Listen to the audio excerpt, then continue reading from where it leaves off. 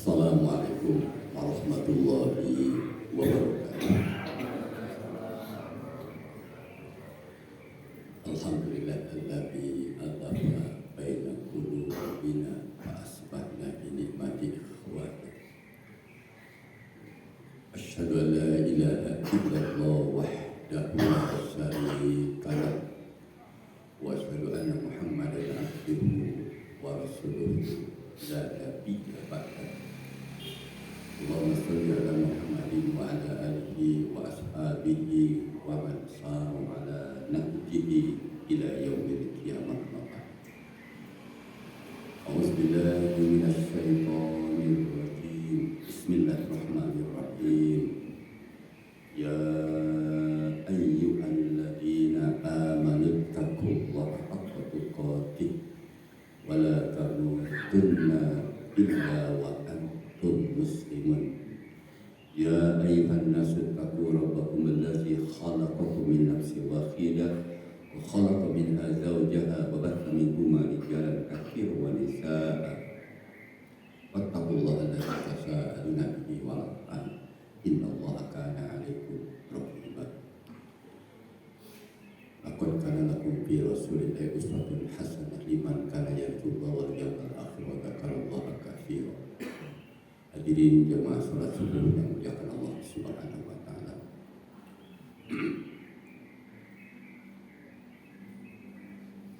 Kita diharuskan ya untuk mencintai Rasulullah Muhammad SAW. Bagaimana cara mencintai Rasul?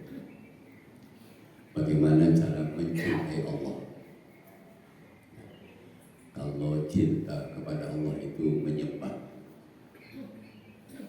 cinta kepada Rasul itu ittiba, mencontoh, mengikuti. Kesalahan umat-umat terdahulu itu diantaranya kepada Allah menyembah, kepada Rasulnya pun menyembah. Padahal menyembah itu dilarang kepada siapapun kecuali hanya kepada Allah. Seluruh makhluk sekalipun disucikan termasuk malaikat tidak boleh disembah. Yang disembah hanya Allah. Makanya kenapa setiap hari, setiap sholat baik wajib maupun sunat diharuskan baca Fatihah. Di antaranya adalah iya karena wudhu hanya kepada Engkau kami menyembah. Dan menyembah kepada Allah itu sejak zaman Nabi Adam. Jadi kalau ada orang yang mengatakan masa lalu, masa primitif, sebetulnya tidak primitif. Manusia pertama itu Nabi. Sebagian ulama kan Rasul. Walaupun itu ikhtilaf ulama ya, beliau Nabi atau Rasul. Karena Rasul tidak setiap Nabi Rasul. Tapi sebagian ulama katakan Nabi Adam juga Rasul. Sebagian ulama yang lain mengatakan Rasul itu pertama dari Nabi Nuh alaihissalam. Itu tidak masalah. Yang jelas bukan primitif. Nabi pasti menerima wahyu dari Allah. Jadi yang mengajarkannya Allah langsung kepada hambanya yang dilahirkan pertama, bukan lahir dari seorang ibu. Allah ciptakan binturo dari tanah. Inilah kekuasaan Allah. Bagi Allah tidak rola sayyan ayyakul lahu kun fayakun. Tidak ada yang tidak bisa bagi Allah. Hadirin jemaah subuh muliakan Allah Subhanahu wa taala. Kita lihat Quran surah Al-Imran ya ayat 31. A'udzubillahi minasyaitonir rajim. Qul in kuntum tuhibbunallaha fattabi'uni yuhibbukumullah. Al-ayat.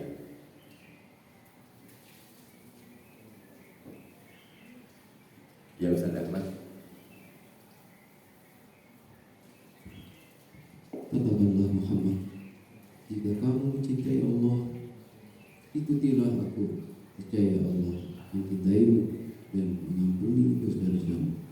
Allah Maha Pengampun, Maha Penyayang.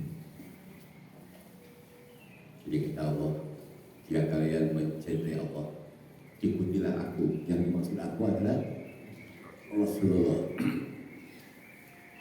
Bahkan ibadah ini tidak akan sah kalau tidak mencontoh Rasul. Sekali lagi ya, ibadah tidak akan sah tanpa mencontoh Rasul. Jangan mengatakan begini, terserah saya lah. Jangan. Ibadah ini tidak akan sah kalau tidak mencontoh Rasul. Para sahabat itu semuanya mencontoh Rasul.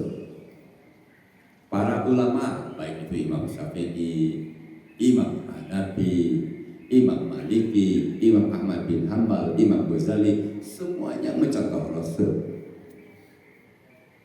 Makanya kenapa ulama itu sering disebut kata Rasulullah, al-ulama warasatul anbiya. Ulama itu pewaris Nabi, bukan ulama kalau bertentangan dengan Rasul. Kalau cara beribadahnya bertentangan dengan Rasulullah SAW, itu bukan ulama, tapi bisa juga disebut ulama su. Ulama su kalau bertentangan dengan Rasulullah. Jadi ibadah tidak akan sah kalau tidak mencontoh Rasul. Kalau kita lihat surat Al-Ahzab ayat 21, laqad kana lakum fi rasulillahi uswatun hasanah liman kana yarjullaha wal yawmal akhir wa dzakarallaha katsira.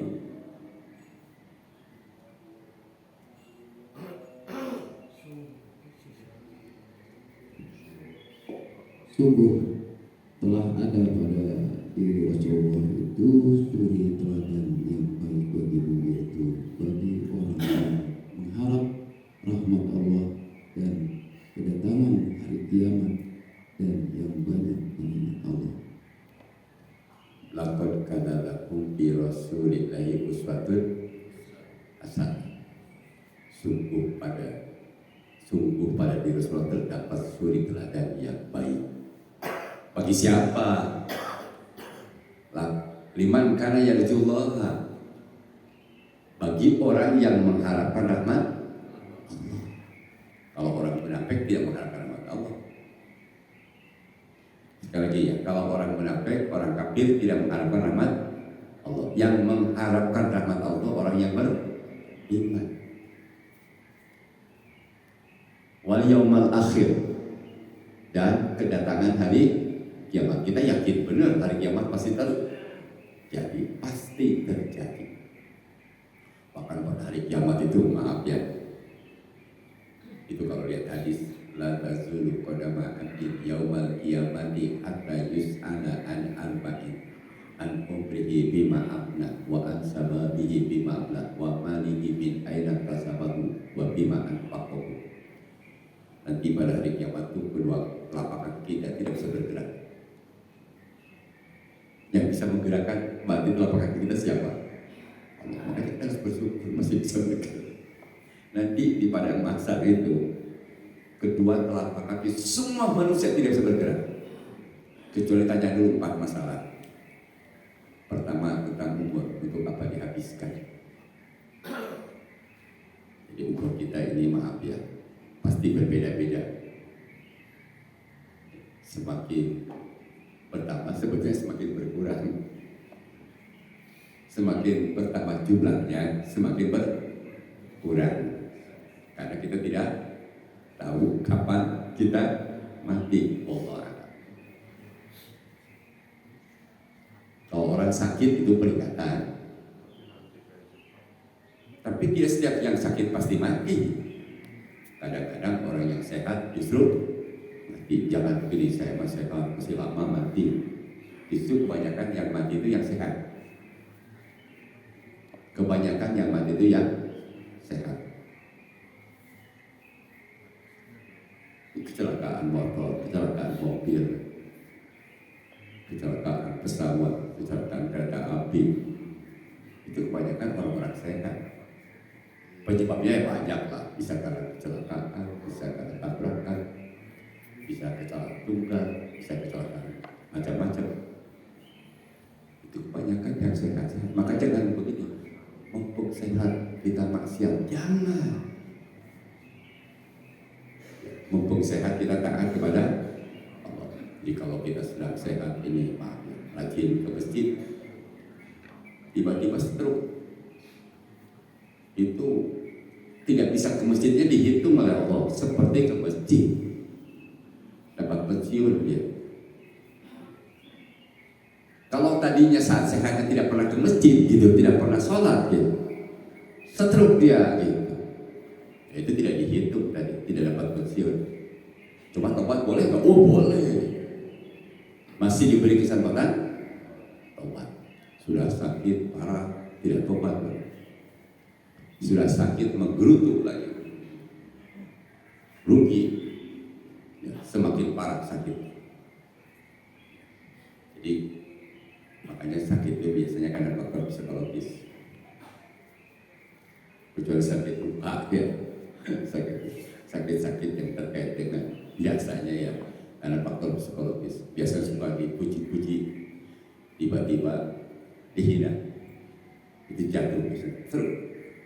Makanya kalau orang beriman itu dipuji, tidak berubah, dicaci, tidak mundur gitu ya. Tapi jangan ingin dipuji, jangan ingin dicaci, jelek gitu. Kalau dalam Quran itu wala yakhofuna laumata laim, wala yakhofuna laumata laim, dalam surat Al-Maidah ayat 54 itu ya. Jangan takut dicela oleh orang yang suka mencela. Jadi kembali tadi kepada umur ya, umur akan ditanya untuk apa dihabiskan. Umur yang bagus itu yang di ujungnya bagus, saat sering belang-belang ya. Walaupun sudah kakek-kakek, nenek-nenek masih normal gitu ya.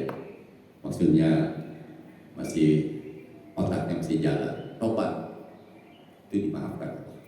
Dosa masa lalunya dihapus. Beruntung. Jangan sekali-kali begini, kepalang banyak dosa. Jangan kepalang banyak dosa. Nggak ada istilah kepalang banyak dosa. Dan jangan putus asa dari rahmat Allah. Maka tadi orang beriman itu orang yang mengharapkan rahmat Allah. Jangan putus asa. Allah tidak akan memaafkan. Kata siapa tidak memaafkan? Allah itu pemaaf. Tobat itu tidak terima cuma kalau lihat di Sholihin bab tobat ya. Malam yubergir, saat nyawa tenggorokan, itu nggak bakal dimaafkan.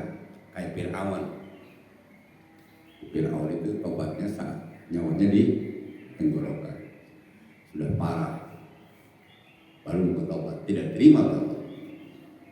Makanya kita banyak diberi kesempatan untuk tobat walaupun stroke gitu kan. Stroke dulunya tidak ahli ibadah, bahkan benci dengan ibadah. Begitu dikasih stroke sadar dia bahwa Allah itu maha kuasa. Ternyata dirinya bukan pemilik, pemiliknya adalah Allah. Sadar dia, tobat dia, diterima insya Allah. Mudah-mudahan di ujungnya husnul khotimah. Jadi jangan kepada yang teman-teman yang dulunya tidak pernah sholat, ya, tidak pernah ke masjid, tidak pernah bergaul, ya tengoklah ke rumahnya. Kalau saatnya dia sakit, ajak menjadi orang yang benar tobat. Itu yang ngajaknya itu, kalau dia tobat, pahalanya besar. Pahalanya besar. Makanya kan kita jangan orang sudah rusak dibiarkan rusak ya, supaya umurnya dihabiskan di ujungnya itu, sakitnya itu habis dalam keadaan ibadah pada Allah. Banyak menyebut nama Allah. Orang yang banyak menyebut nama Allah itu tentu orang-orang beriman. Sholat aja bayangkan, nyebut nama Allah banyak, wajib maupun sunat banyak nyebut-nyebutnya. Pada takbir nyebut nama Allah, ruku nyebut nama Allah, sujud kapan aja menyebut nama Allah, wajib maupun sunat. Tilawah Quran pasti banyak menyebut nama Allah, apalagi jadi imam banyak menyebut nama Allah, insya Allah. Dan ciri orang munafik itu menyebut nama Allahnya sedikit, illa qalila, hanya sedikit. Hati-hati, mudah-mudahan kita termasuk orang yang tidak termasuk orang munafik. Karena munafik di kodi itu hakikatnya bukan muslim. nifaknya nifak i'tiqadi. Jadi untuk apa umur dihabiskan. Yang kedua, yang masih muda, itu yang masih muda ditanya untuk apa digunakan saat muda. Jadi jangan mumpung masih muda banyak maksiat. Saya katakan tadi, udah tua dulu banyak maksiat, sudah lah itu mau udah tua.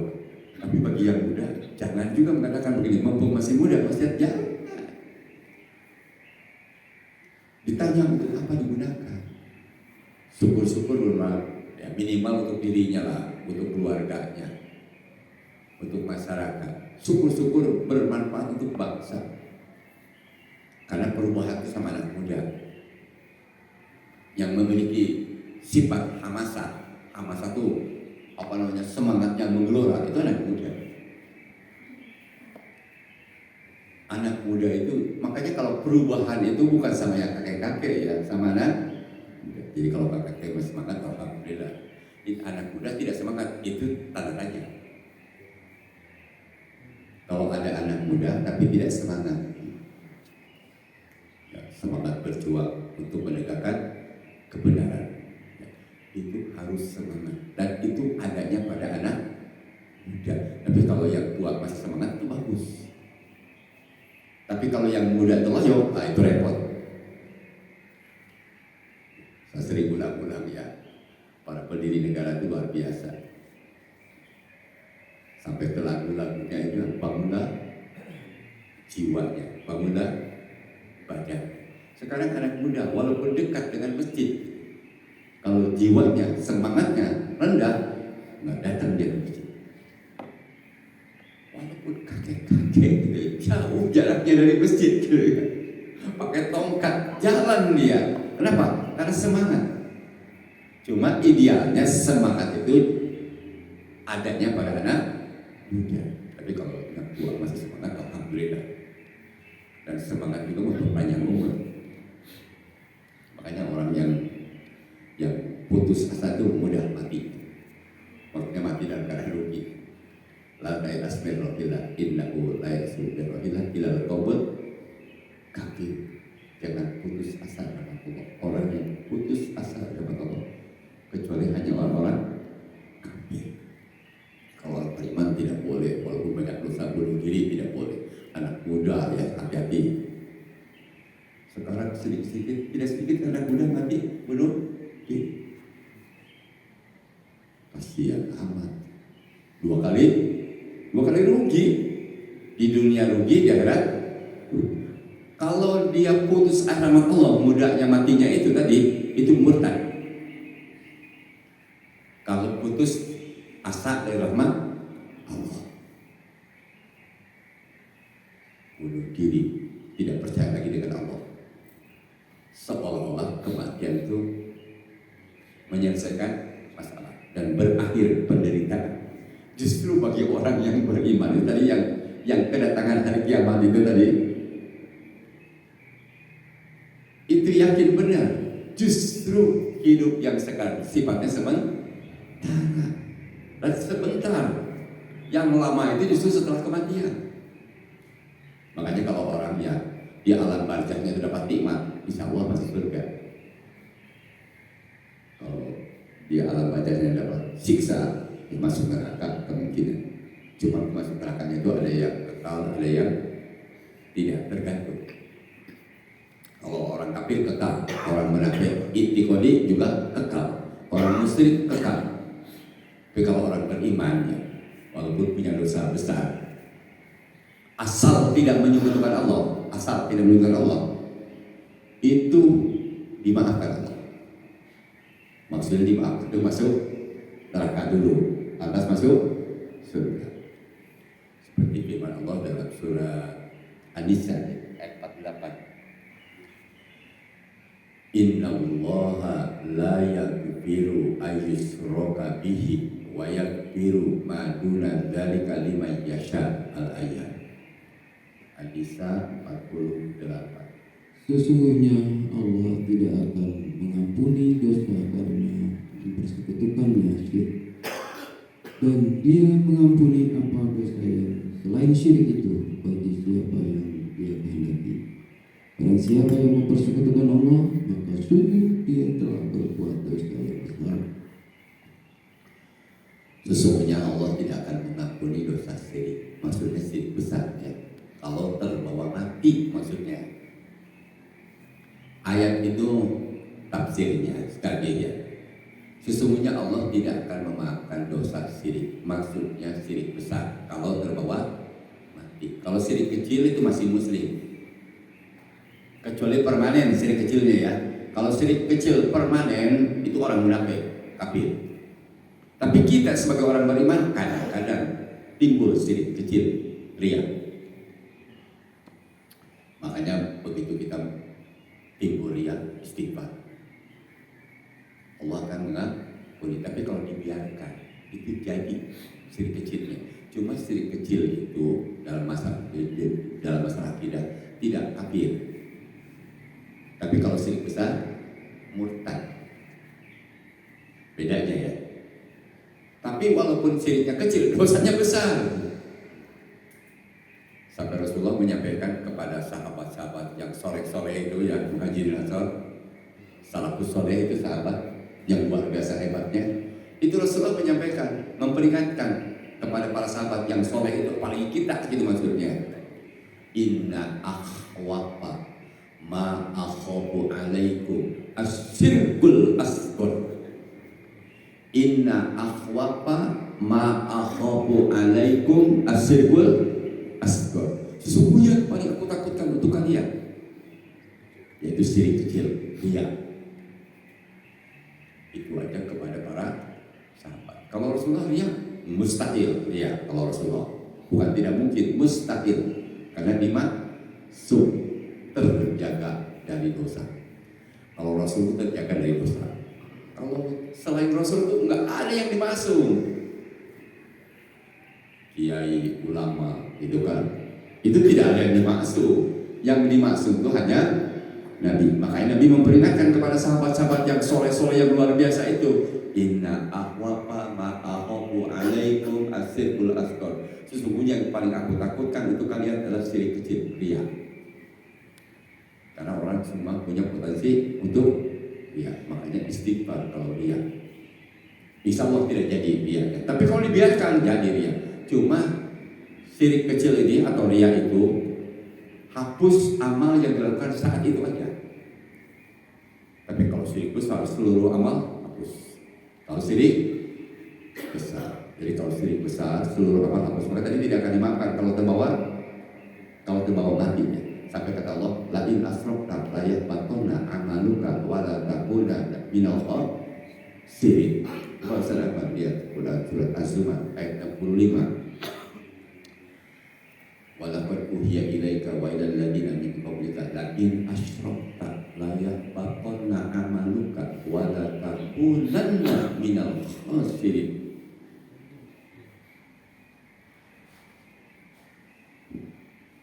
Dan sungguh telah diwahyukan kepadamu dan kepada nabi-nabi yang sebelummu.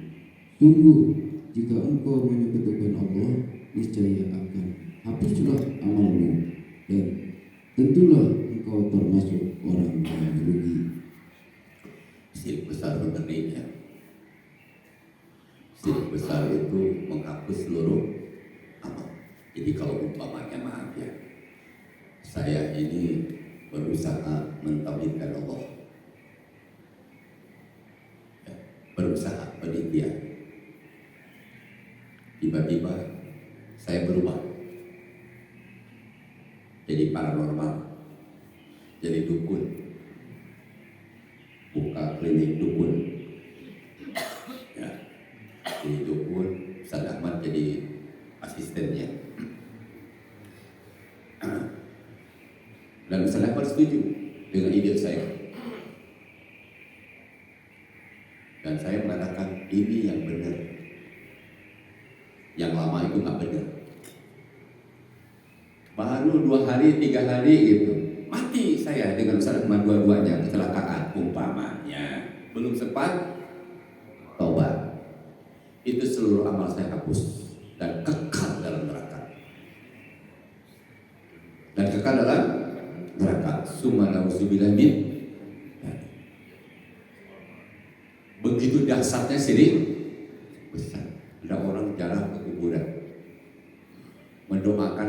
sudah mati. Itu dapat pahala sunat. Sekaligus introspeksi diri bahwa kita akan mati. Sekarang yang kedua, datang ke kuburan yang dianggap keramat. Minta berkah kepada orang sudah mati. Minta berkahnya kepada orang sudah mati. Itu jatuhnya ke apa? Siriknya bukan sirik kecil, itu sirik besar. Mati gitu ya di perjalanan. Rugi enggak?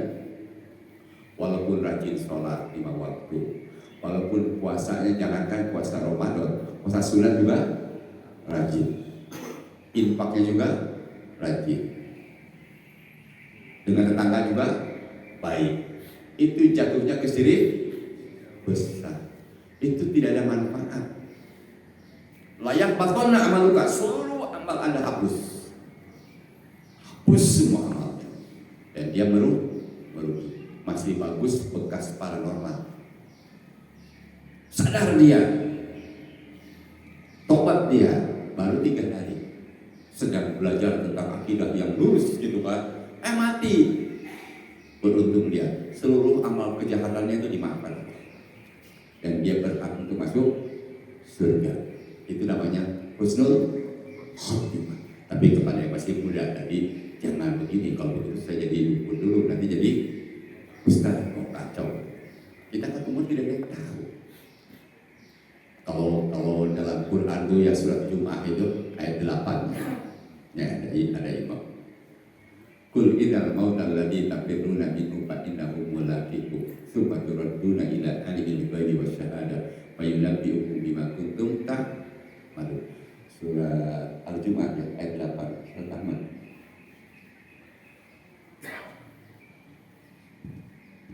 Katakanlah, sesungguhnya kematian kamu lari daripadanya, ia pasti menemui kamu. Kemudian kamu akan dikembalikan kepada Allah yang Maha mengetahui yang gaib dan yang nyata. Lalu dia berkatakan kepadamu, apa yang telah kamu kerjakan. Jadi kalau kematian itu setia, dijemput kemanapun. Kalau sudah waktunya mati, dijemput. Mau sedang ceramah, mau sedang di jalan, mau sedang mau sedang ngumpet gitu kan. Walaupun ngumpetnya di tempat yang luar biasa. Kalau dulu ya di zaman Rasulullah itu, walaupun buruji musayyadah itu, ayat nama takun yadrikumul maut walaupun tuh bi buruji musayyadah. Itu dulu bi buruji musayyadah itu diterjemahkannya itu gedung-gedung yang tinggi kokoh kuat. Gedung-gedung yang tinggi kokoh kuat sehingga pasukan pemanah, pasukan kuda tidak bisa sampai, kuda tidak bisa terbang. Gedung yang tinggi kokoh kuat, dalam surat An-Nisa ya ayat 78. Walau bi buruji musayyadah. Kalau sekarang walaupun masuk ke bunker, apalagi nanti yang akan datang. Kalau saatnya kematian itu pasti mati. Ternyata manusia itu di ujungnya mati. Dan sunatullah ya, semakin tua bukan semakin kuat. Ada orang saya semakin tua makin kuat, bohong lah. Itu melawan sunatullah. Semakin tua ya semakin masih banyak kekurangan. Semakin banyak yang dirasakan oleh kita. Kalau sudah mengalami tua, yang masih muda jangan mumpung masih muda sekali lagi ya. Justru mumpung masih muda kita bersyukur kepada Allah. Maaf ya, justru kebanyakan orang binasa itu karena saat sehat dan saat ada luang waktu. Sampai di TK itu diajarkan di situ kan, lima gunung bihi maka tiru minas as-sihatu wal faragh. Kan gitu kan? Ada 2 nikmat besar. Kebanyakan ya, manusia tertipu dengan dua nikmat tersebut. Pertama nikmat sehat, yang kedua nikmat luang waktu. Sangat sehat, bukan bersyukur, malah justru kufur nikmat gitu. Padahal kematian menunggu, siap datang, gitu. Kapan saja. Cuma jangan begini, kalau belum waktunya mati, nggak bakal mati. Ada kereta api lewat, nabrakin diri, itu orang gila gitu. Silakan tembak, saya tidak akan mati kalau belum waktunya. Itu melawan sunatullah, tidak boleh. Ikhtiar itu wajib, menghindar dari kematian wajib. Cuma kalau sudah saatnya kematian, tidak bisa kita yakin benar dengan takdir ya. Allah, cuma Allah wanti-wanti kepada kita, wala tamutunna illa wa antum muslimun. Itu aja diwanti-wantinya. Kalau kita orang beriman ya, kan orang beriman. Ya ayyuhalladzina amanu taqullaha haqqa tuqatih wa la tamutunna illa wa antum muslimun. Itu mah hafal semua lah ya. Tiap khotib, tiap Jumat baca terus. Surat apa itu? Al-Imran ayat. Betul, ayat 102. Betul, ayat 102. Al-Imran ayat 102. Jadi kata Allah, wala tamutunna illa wa antum muslimun. Jangan kalian mati. Ini kepada orang beriman ya. Jangan kalian mati kecuali dalam keadaan sedang melaksanakan perintah Allah, sedang tunduk, sedang patuh kepada ketuaan Allah. Muslim itu kan artinya orang yang tunduk patuh kepada ketuaan Allah. Sedang sholat mati, alhamdulillah. Sedang baca Quran mati, alhamdulillah. Sedang nyari nafkah mati, alhamdulillah. Jangan dikira orang selalu nyari nafkah itu bukan ibadah, nyari nafkah ibadah. Sedang berhubungan suami istri gitu kan, mati, ya beruntung dia, bukan orang lain. Yang repot itu berhubungan orang lain, yang bukan mahram lah. Jangankan berhubungan aja, sentuhan saja dengan orang yang bukan mahram. Sentuhan saja dengan orang bukan mahram itu lebih bagus ditusuk dengan jarum ke kepala. Saking tidak bolehnya. Kata Rasulullah, la ayatokna bi ra'si rajulin bi mukhyitin min hadidin khairun min ayatamassam ra'atan la tahilu lahu. Hadis itu, sahih hadisnya. Jadi kalau orang beriman tidak boleh ya sentuhan salaman dengan bukan mahram, jangan. Walaupun sakit-sakit, jangan ya. Walaupun sakit-sakit, ya kita ya saja kan. Salaman dengan, apalagi masih muda perempuan, yang tua juga nggak boleh, kecuali nenek-nenek banget ya, nenek-nenek 80 tahun itu. Ya udah tidak punya kemauan apa-apa dia malah ya. Kecuali nenek-nenek centil, kalau nenek centil bahaya. Tapi biasanya kakek-kakek yang bahaya. Yang bahaya itu kakek. Kalau kakek-kakek itu masih normal. Makanya banyak kakek-kakek yang ngerjain sesuatu yang tidak benar. Subhanallah, dalam Islam jangankan hubungan, sentuhan saja. Kalau bukan mahram tidak boleh. Lebih bagus ditusuk dengan jarum besi. Bayangkan ke kepala lagi, kepalanya ditusuk. Kebayangin nggak itu sakitnya? Saking tidak bolehnya. Kayak beginilah, kalau orang sedang sholat ya, Anda lewat di depan orang yang sedang sholat, lebih bagus berdiri 40. Saking tidak bolehnya gitu. Berdiri 40 tahun kan mustahil enggak? Justru dia keluar tuh ingin cepat, boro-boro sabar nunggu 40 tahun. Saking tidak bolehnya maksudnya. Kan mustahil orang berdiri 40 tahun. Tapi hadis menyebutkan begitu. Saking tidak boleh. Makanya kalau sholat ya nggak ada tiang. Ini tiang banyak, bagus tiang. Kalau sholat sunat depan tiang. Kalau Anda sholatnya begini, ini kan ada apa namanya? Sutro itu penghalang. La sholata illa bisutro, kan gitu. La sholata illa bisutro. Tidak sah sholat kecuali dengan sutro. Maksudnya ada penghalang. Jangan sampai orang kalau lewatnya di depan sutro nggak apa-apa. Yang dilarang tuh di depan, di dekat orang yang sholat, itu yang dia tidak boleh. Lebih bagus berdiri 40 tahun. Maksud saya tadi menyentuh perempuan juga lebih bagus ditusuk dengan jarum besi gitu. Saking tidak boleh. Makanya Rasulullah pada saat baiat itu terhadap perempuan muslim yang masuk Islam di baiat itu tidak salaman, hanya dengan ucapan saja.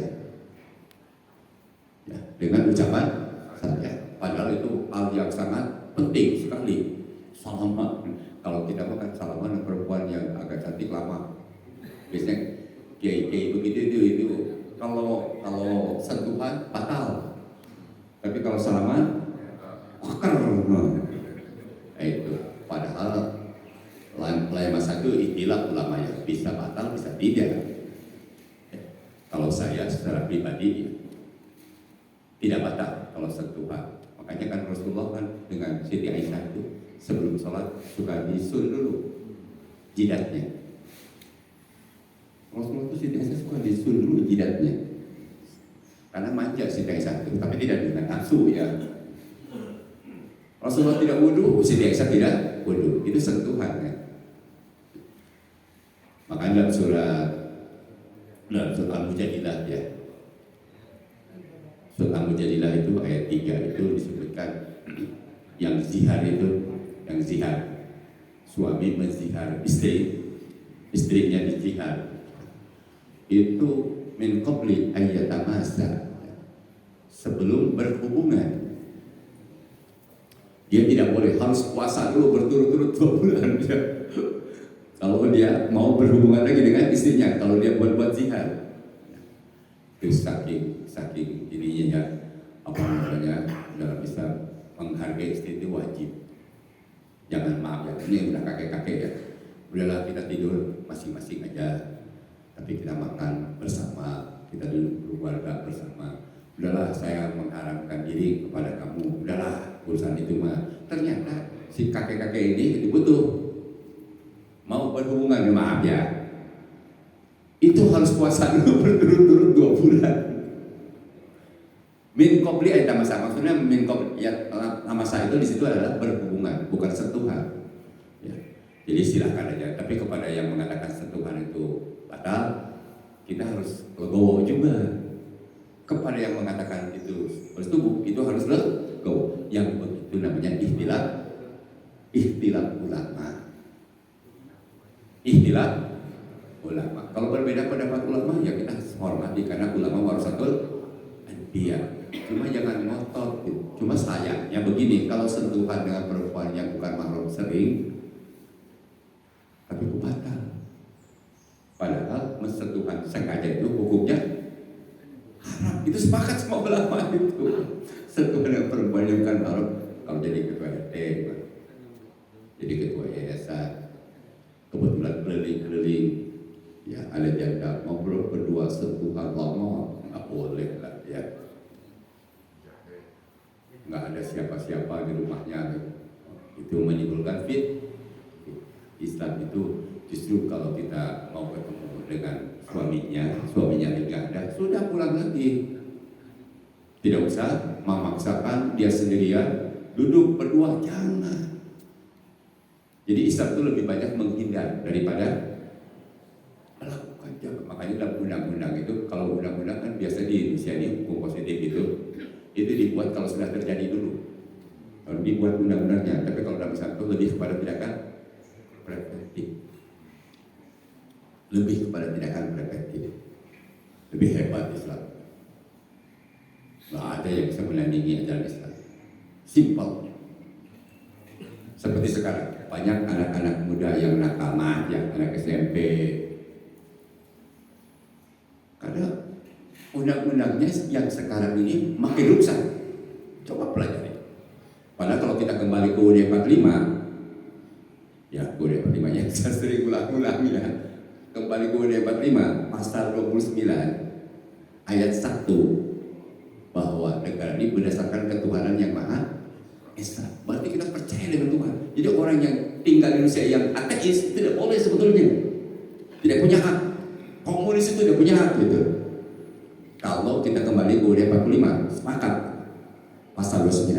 Ayat 2-nya menjalankan agama sesuai dengan keyakinan masing. Nah, keyakinan keyakinan orang Islam itu 15 tahun itu balik dewasa. Bahkan kalau laki-laki, maaf ya, sebelum 15 tahun dia sudah mimpi, itu balik. Kalau perempuan belum 15 tahun men itu balik. Tadi juga dibacakan surat Al-Baqarah itu ayat 222 ya, tentang head itu. Ini oleh Ustaz, oleh imam kita, head rakaat pertama. Itu head itu ya, perempuan yang sudah head itu dewasa. Makanya kalau perempuan yang sudah head dia berhubungan dengan laki-laki yang sudah mimpi bisa punya anak. Hati-hati, itu dewasa. Anak SMP itu pada umumnya sudah balik, apalagi perempuan. Makanya ada umur 12 tahun memperkosa banyak gitu, maaf ya, rame-rame 12 tahun, 13 tahun, 14 tahun. Sayangnya dia dianggap belum dewasa. Apa yang terjadi? Ya makin rusak aja. Makin rusak, bukan dibina, yang ngebinanya juga tidak bisa ngebina lagi gitu, makin rusak aja. Jadi kita ingatkan ya, dan orang yang baik selalu mengingatkan. Mudah-mudahan kita ini kembali ke UUD 45. Mudah-mudahan kan kita berharap kan, berharap kembali ke UUD 45 dan Pancasila yang benar, itu bukan Pancasila. Beda ya Pancasila. Kalau guru saya dulu Kasman Singolimejo, pernah dengar nama Kasman Singolimejo? Saya dulu pernah belajar hukum acara pidana sama beliau. Saya dulu belum ngerti sama beliau, belum ngerti maksudnya. Kata beliau Pancasila itu bagus. Saya bilang enggak. Kata beliau bagus. Nah sayanya mungkin terlalu berpikirnya masih berpikir anak muda, kurang bijak. Kata beliau bagus. Soekarno itu Pancasila. Beliau belum sendiri yang bicara. Bukan Pancasila tapi Pancasila. Kata beliau. Jadi beliau itu luar biasa. Kasman Singolimejo itu dulu orang Masumi terkaya, punya 5 pabrik dulu di zaman dulu ya, bayangkan. Tapi kalau beliau ngajar naik bis gelantungan.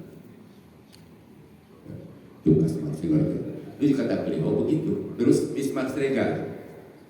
Bismarck Siregar itu dulu ngajar kriminologi, sebab-sebab kejahatan.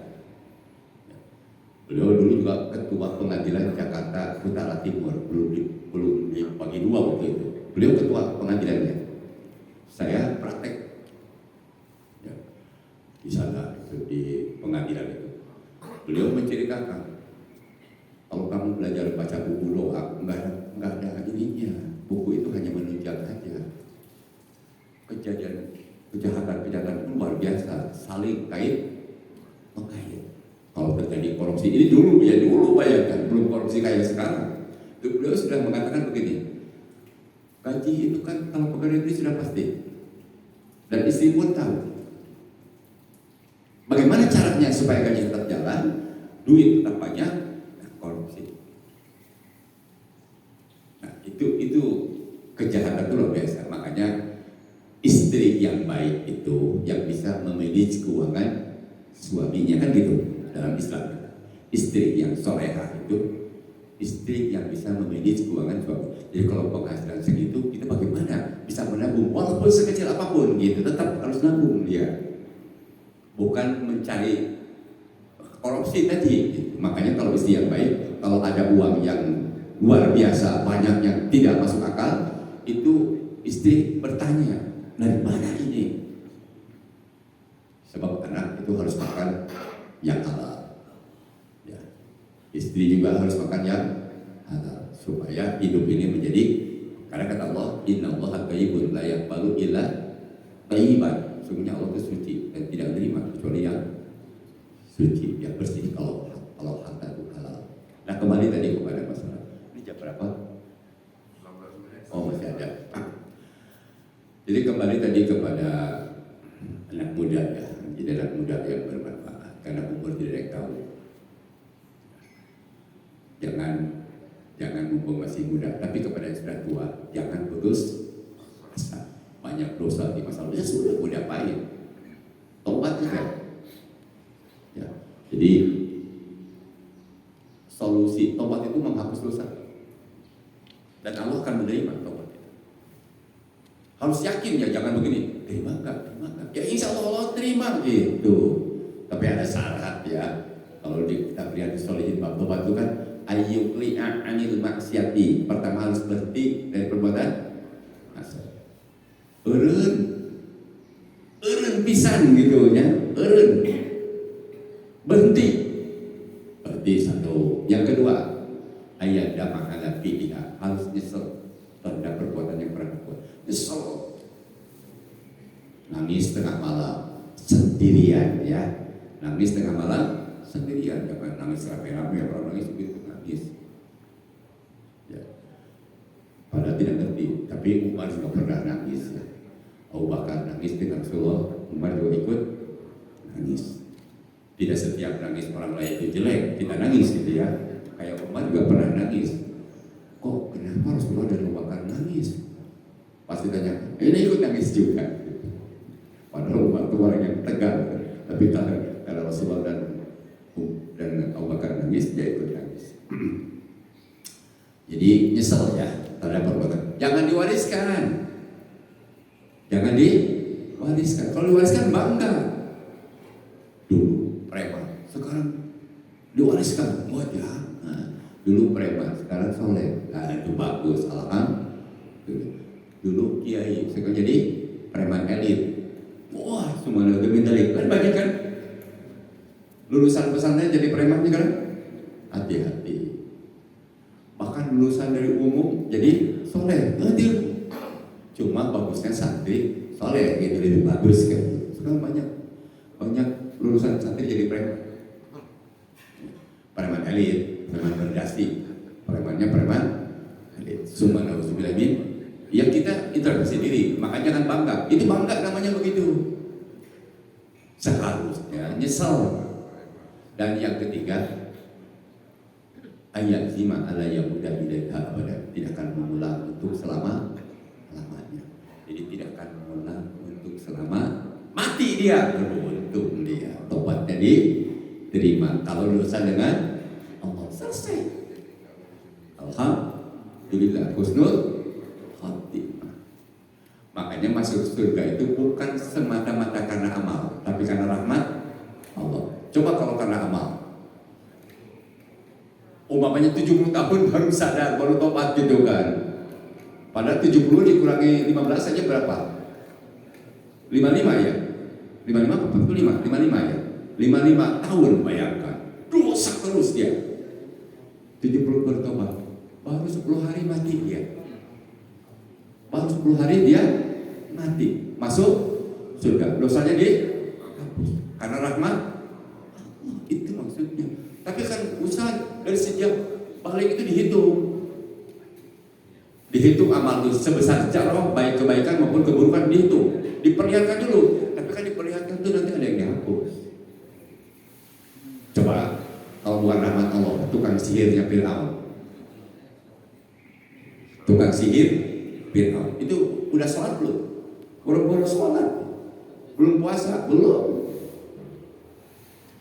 Keburu dibunuh oleh Fir'aun karena dia masuk Islam di zaman Nabi Musa, masuk surga dia. Beruntung itu dengan rahmat Allah. Maka jangan putus asa dengan rahmat Allah. Jangan karena sudah tua saya tidak akan dimaafkan.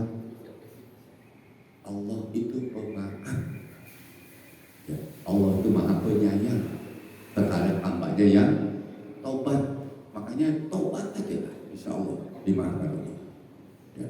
Jadi kita sebagai orang yang beriman harus punya keyakinan bahwa Allah itu pemaaf. Beda dengan manusia ya. Manusia itu kalau bagi Allah itu tengah malam Anda bangun mengeluh kepada Allah. Itu orang yang beriman itu harus mengeluhnya kepada Allah. Minta kepada Allah sebanyak-banyaknya. Bisa dikabul di dunia, bisa dikabul di akhirat. Jangan putus asa. Mungkin tidak dikabulnya itu akan lebih baik. Allah yang Maha tahu. Kita mau kadang-kadang jangan kayak model-model PKI kan. Dulu kan Gerwani itu hebat ya. Gerwani itu kalau anak SD itu ditanya, coba kamu minta kepada Allah pensil. Coba merem gitu kan, berdoa kepada Allah. minta pensil, coba dapat nggak? Nggak dapat. Berarti Allah tidak ada. Nah sekarang minta ke ibu, kata bu guru ya, minta ke ibu, minta pensil bu guru, merem kamu, minta, lantas dikasih sama guru itu, ada kan? Berarti bu guru ada. Itu cara mengajarkan komunis begitu caranya. Makanya hati-hati dengan ajaran komunis. Kalau kita bagi orang beriman dari awal sudah dikatakan, ciri orang yang bertakwa itu alladzina yu'minuna bil ghaibi. Ciri orang yang bertakwa itu beriman kepada yang gaib. Yang gaib itu bukan genderuwo ya, bukan juri gitu kan. Yang gaib itu Allah, malaikat gaib. Malaikat gaib bagi kita mah. Siksa kubur, pahala kubur gaib, neraka surga gaib. Itu gaib, itu siksa, pahala, itu gaib kan? Dapat pahala sebelum sholat sunat 2 rakaat sebelum subuh, itu lebih baik pada sini. Dari mana? Tapi kita yakin benar. Alladzina yu'minuna bil, yakin aja kita bang. Karena yang menyampaikan adalah Rasulullah. Ittiba aja pada Rasulullah, mengikuti apa yang disampaikan Rasulullah. Kalau kata Rasulullah begitu ya sudah. Makanya kata ulama ya,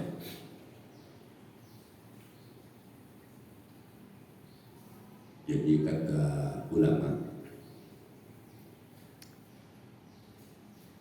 menafsirkan surat Al-An'am ayat 153, Al-An'am 153, wa anna hadza sirati mustaqima fattabi'u wa la tattabi'us subula fatafarraqu bikum an sabilihi dzalikum wasawtu bihi la'allakum tattaqun.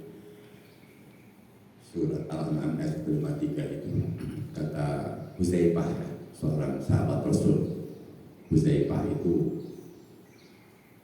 luar biasa ya. Kata Huzaifah, ini kan Rasulullah itu membuat garisnya, khatar dan Rasulullah khatar. Tsumma qala hada sabilillah. Tsumma khatta khadatan an yaminihi wa an shimalihi. Tsumma qala hadhihi subulun kullu sabilin yad'u ila syaitan. Jadi kata Rasulullah, ini jalanku yang lurus, ikutilah jalan lurus ini jalan Allah. Lantas Rasulullah membuat garis lagi ke kanan dan ke kiri. Ini jalan banyak. Setiap jalan yang tadi kiri kanan itu ada setannya. Nah, Huzaifah menafsirkan ada setannya itu tadi subhat dan bid'ah. As-subhat wal bid'ah, kata Huzaifah. Makanya hati-hati dengan subhat ya. Subhat itu artinya harus dijauhi. Ini halal, ini haram, ini halal, ini haram. Antara halal dan haram subhat. Dan subhat itu man waqa'a fi subhat waqa'a fil haram. Harus menjatuhkan diri kepada subhat, jatuh kepada haram. Maka subhat harus dijauhi. Yang kedua bid'ah. Lawannya sunnah adalah ya bid'ah. Lawannya sunnah itu bid'ah gitu. Lawannya sunnah itu bukan sunnah menurut fikih ya. Lawannya sunnah adalah bid'ah. Bid'ah itu artinya mengada-ngada dalam masalah agama yang tidak contoh dari Nabi. Jangan sedikit-sedikit bid'ah juga, jangan. Kalau sarana tidak bid'ah, beda ya. Ormas, mau bikin ormas, mau bikin partai silakan. Itu sarana, asal untuk mendekatkan diri, tujuannya kepada menghadap kepada Allah. Itu tidak bid'ah. Pesawat tidak bid'ah itu. Dulu naik ontak. Justru kalau kembali ke lama itu salah kalau masalah itu. Ya, kalau sarana itu sesuaikan dengan zamannya. Kalau dulu ya perang itu latihan naik kuda, memanah. Kalau sekarang punya senjata yang paling gitu. Jangan kembali lagi. Kalau Anda belajar memanah, ya konsentrasi bagus, tapi jangan untuk perang. Habis gitu. Udahnya jutaan juga, ya miliaran harganya nggak bakal mempan. Nah kalau yang begitu harus berpikir yang sangat ta'akuli, bukan ta'abudi. Gitu. Tapi kalau sholat maghrib 3 rakaat, kenapa? Itu ta'abudi. Tidak usah dicari hikmah dan sebagainya, tidak usah. Kenapa rahasianya tidak usah. Tapi kalau masalah politik, nah ini kadang-kadang rancu. Ustaz aja masih banyak yang rancu. Tidak bisa membedakan mana siasat, mana akidah. Saya sering menyampaikan berkali-kali. Masalah akidah itu wilayahnya apa saja? Arkanul iman yang 6 dan syahadatain. Syahadatain dan arkanul iman yang 6. Siasah itu bagian dari muamalah, politik itu bagian dari muamalah. Kalau itu politik itu akidah, antum kebayang enggak? Perjanjian Hudaybiyah. Perjanjian Hudaybiyah. Makanya umat kan sempat protes itu.